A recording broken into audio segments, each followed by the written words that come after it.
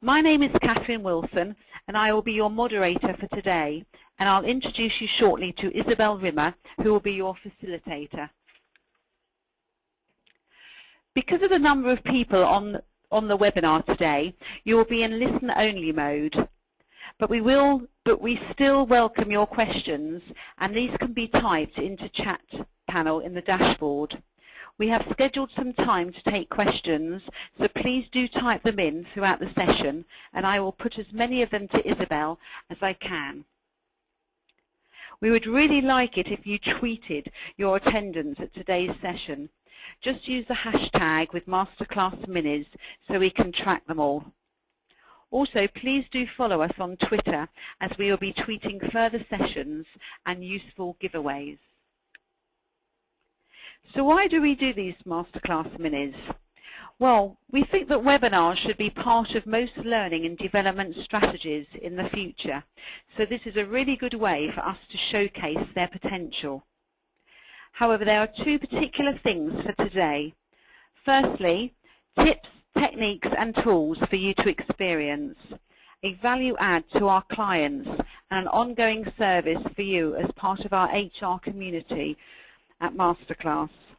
And secondly, to showcase Masterclass. We would love the opportunity to work with you, so if you see anything today that you think would work well as a virtual classroom or face-to-face training or coaching, then please get in touch. It would be great to hear from you. And if you're interested, we will be running an Open Leadership Challenge workshop in January, details of which will be at the end of today's session. This is what we'll cover today.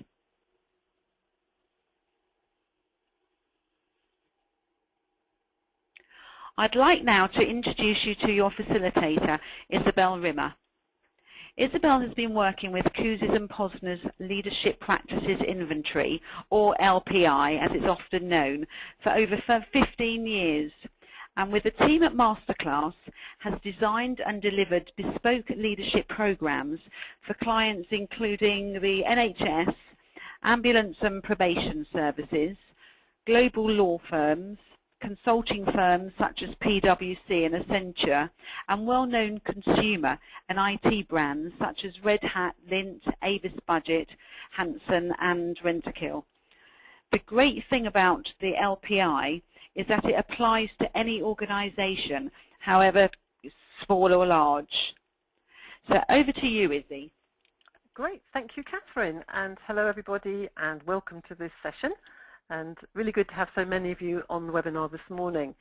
So I don't know if any of you have seen the film Invictus, and if you haven't, I'd really recommend that you do. Even if you're not a fan of rugby, it's a fantastic film, and I use clips of it quite often when I'm running leadership workshops. It's the story of how Nelson Mandela joins forces with the captain of the South African rugby team, the Springboks, to help unite their country in the World Cup. In the film, Morgan Freeman plays Mandela. Well, who else could really play that role? And Matt Damon, who's always worth a detour, plays the captain of the Springboks, Francois Pienaar. Two reasons in itself to watch it. But there's a really good bit quite early in the film when they meet and they have tea together. And Mandela asks Pienaar over tea, what is your philosophy on leadership? And how do you inspire your team to do their best? And Pienaar responds with, by example. I've always thought to lead by example. And that is exactly right, says Mandela. But how to get them to be better than they can be? How do we inspire ourselves to greatness when nothing else will do?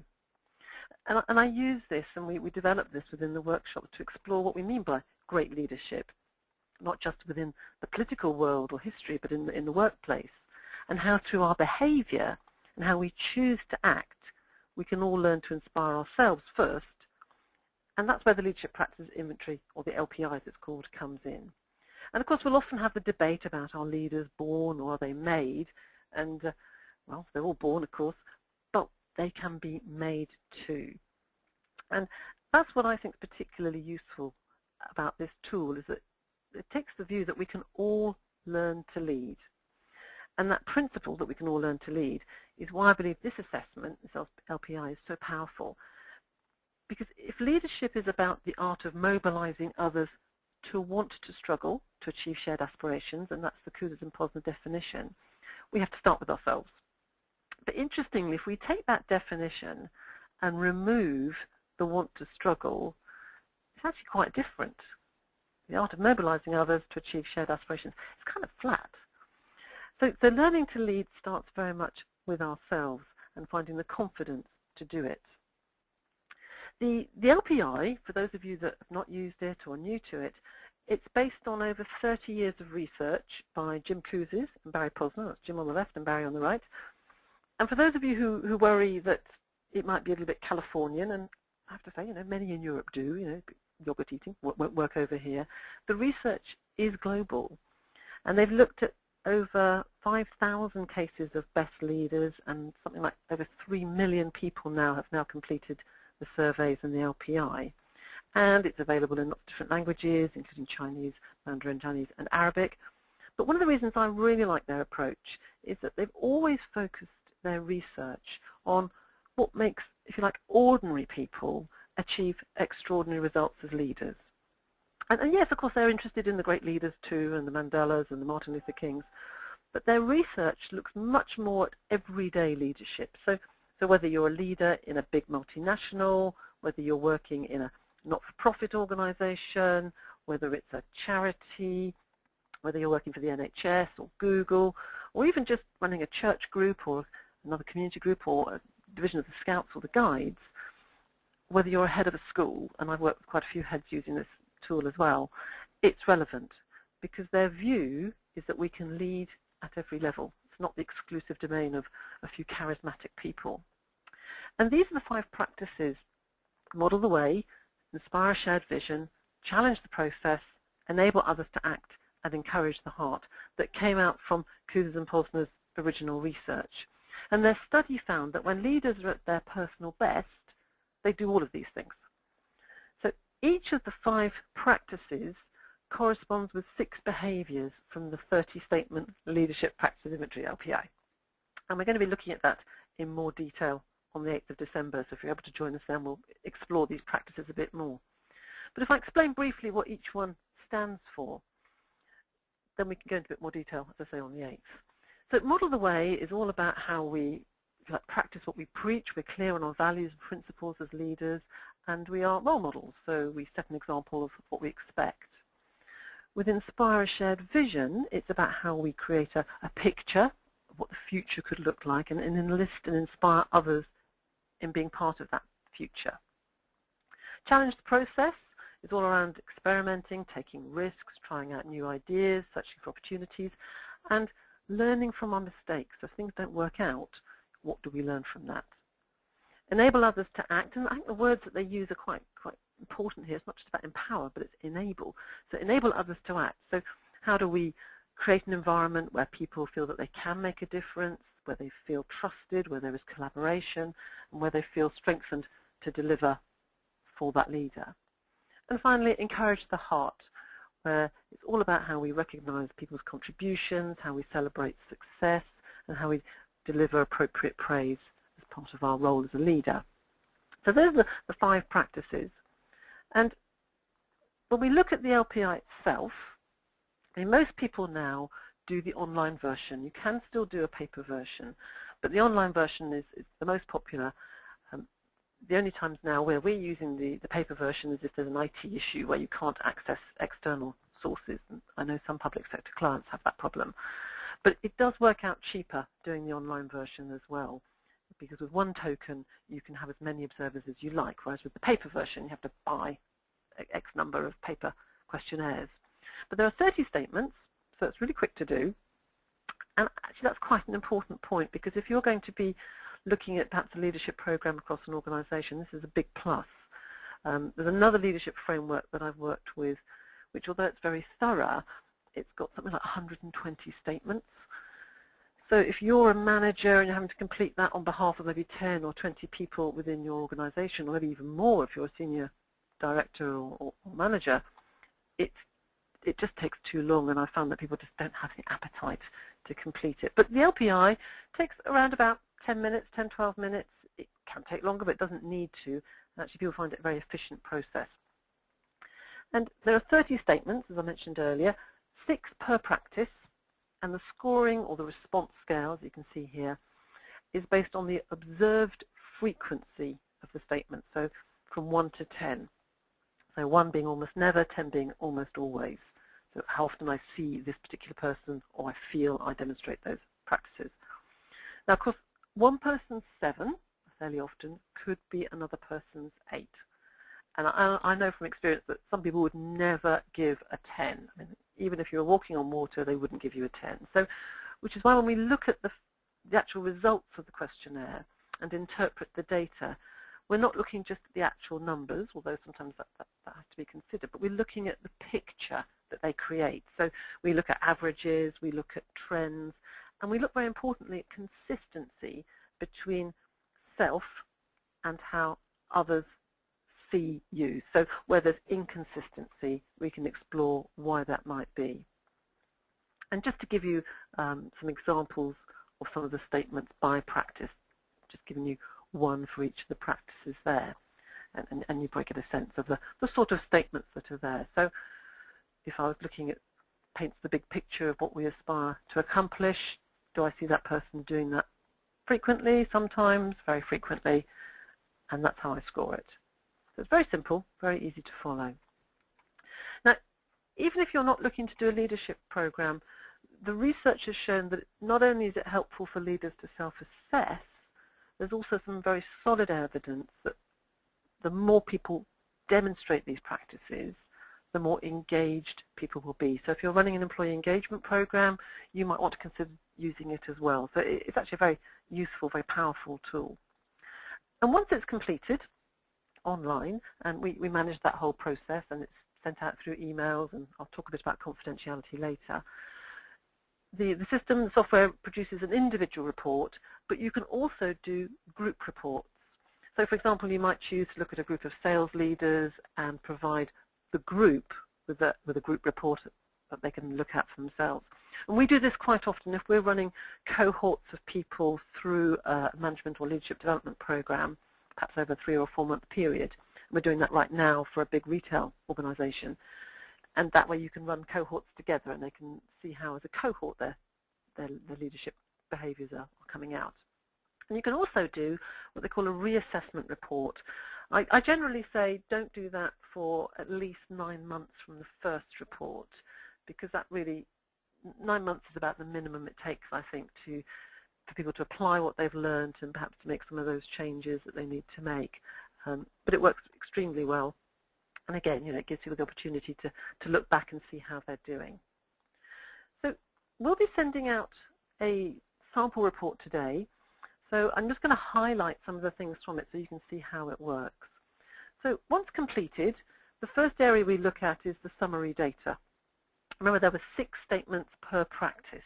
So the maximum you could score would be 60. And as you can see here, this person has scored 42, 44, 46, 47, and actually quite a bit lower on encouraging the heart, with only scoring 27. So the most they could have scored if they felt they were doing all of those things all of the time would be 60. So consistent, apart from that, encourage the heart.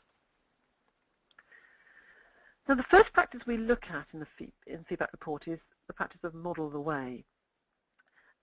And there's no ranking amongst the 5 practices. Model the way is not more important than, say, encourage the heart. But I find when I'm running these sessions that model the way is kind of the foundation of leadership and credibility. So it makes sense to start there.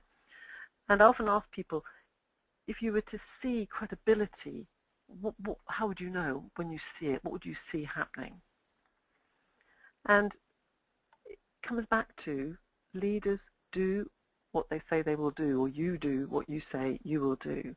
And again, the research confirms that people want their leaders to be honest, they want them to be transparent, and the one thing they ask above all others is that they do what they say they will do. So if we go into the summary and if we look at the 6 statements that relate to modelling the way, that particular practice, and you can see them here on the screen, you can then review the summary data and then delve deeper into each of the statements. And if you look at the scores here, this person's self is almost spot on with their line manager, which is M1 there on the screen. And yet the vast majority of the observers, there are 3 direct reports, 4 colleagues or co-workers, which is why they're marked C1 to C4, actually all consistently higher bar 1. And you can see D1 there is scoring quite a bit lower. Now if we then take 3 of those statements and drill down a bit deeper, and the report gives you all of this, you can explore it more fully. I have a little saying that if one person says you're drunk, you might be. If 2 people say you're drunk, you probably are.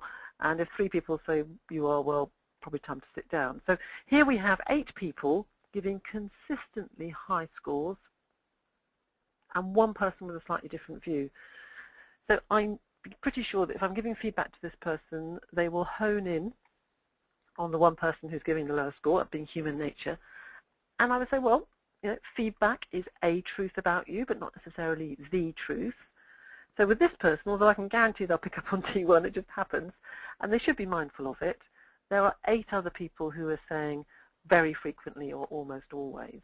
And that's why I say it's about the trends or the pictures that the data gives us. Now if we compare the scores here of Model the Way with 3 of the statements from Challenge the Process, you see a slightly different picture. If we focus in on statement 8, and that number 8 there on the left-hand side is the number that appears in the questionnaire, so in the questionnaire it's statement 8, challenges people to try out new ways to do their work. Now this leader in the self column is saying, yeah, fairly often. However, the feedback, the average of all the observers, so that's the manager plus the 5 colleagues, is 4.7, so once in a while occasionally. So in the feedback we would look at what examples perhaps the leader has of challenging people and explore why the 6 observers are seeing it, bar 1, C3, quite significantly less. And from this we could put in some specific actions or some plans that they could take to develop that. And this is where the value, I think, of the materials as well as the report comes in. And these are all available through Wiley, and we're a distributor for them as well. And there's some really, really good material here. This is the orange book, as I call it. It's actually officially called the Development Planner, but I always call it the orange book because it's orange. And for each of the statements, it gives you very specific actions that you can take. So, for example, on that statement 8, if there was something that we needed to do differently, then this is what it would suggest. There are 5 things that you can do differently on page 32, and this is just one of them. It's a really good one. Once a week in a meeting, ask the team member this question: what have you done in the last week to improve so that you're more effective this week than you were a week ago? And be prepared to answer that yourself too. So again, very practical stuff that you can use. In the report, there's also what we call the behavior ranking report, and this is a really useful tool. I use this quite a lot when I'm coaching, and it gives a snapshot of where there are perhaps greater differences. It ranks from most frequently observed, so the column that drives it is that middle one on the right where it says average, plus/minus. That's the average of all the observers. And from most frequent down to least frequent, and it ranks the statements. And I've popped a couple of arrows in. You can see where there's a minus or a plus. And what that's telling us is that there's a difference of plus or minus 1.5 or more between the self-score and either the average or the line manager, or both. And where it's minus, it's lower. Where it's plus, it's higher. So here we have somebody who thinks that they ask, what can we learn a lot, nearly always, but the feedback is quite inconsistent with their view. So we would explore that as to why. When we look at statement 21, builds consensus, the leader thinks they don't do it that much. They've scored themselves a 5, but the feedback is actually an 8 or an 8.1 average. So a lot more. And again, we might look at that and say, well, take heart. You're doing more of that than you realize. And I would encourage that person to have a conversation with their manager to make sure that they can get some feedback in where the manager sees them doing it so that they can be more self-aware. And that's one of the great things about it. And there's another aspect of the report as well where you can see how your profile plots against a database of several million leaders. And the blue line there in the middle is the self, the manager's plotting just below on that green line, and you've got the direct reports in orange and co-workers in black. So again, it gives a very visual picture, if you like, of where the strengths are and where the activities are and where there's inconsistency. And again, that's a really useful tool when you're doing the feedback. So doing the LPI gives you some really useful data as a leader. It gives you data on what other people see you doing, so it creates that self-awareness. And it gives you some really practical actions that you can take, some real action-ready strategies, if you like, of things to do as a leader.